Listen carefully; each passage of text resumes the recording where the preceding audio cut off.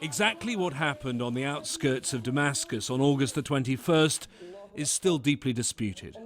Western intelligence agencies say they're convinced beyond reasonable doubt that the Assad regime carried out the worst chemical weapons attack for decades.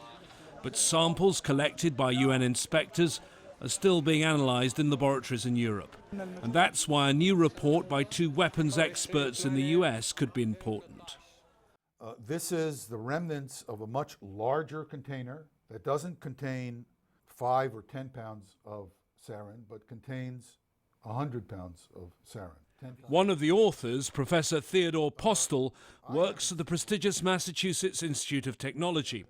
After examining detailed photos from the scene, he believes this was a new design of rocket carrying much more of the deadly sarin than other experts have suggested. You know, they're looking for a Russian warhead or whatever, and this is not, this is an indigenously designed warhead that's unfortunately very cleverly thought out and very effective and very deadly.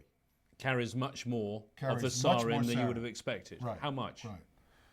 Probably between 10 and 20 times more than what people were thinking. That's why it killed so many people. Probably that's the reason. There'll be people who say that you've not analysed any of the actual samples themselves. This is an assessment from afar rather than scientific proof. The evidence is very clear. We have carcasses on the ground that have small craters next to them, which would have been created by the small amount of explosives used to disperse the chemicals. We have sheets of metal that have torn off a central core.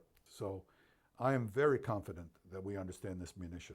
Professor Postel says he doesn't have the evidence to say which side carried out the attack, but in his judgment, the rocket was so sophisticated it was almost certainly made in a well-equipped weapons facility.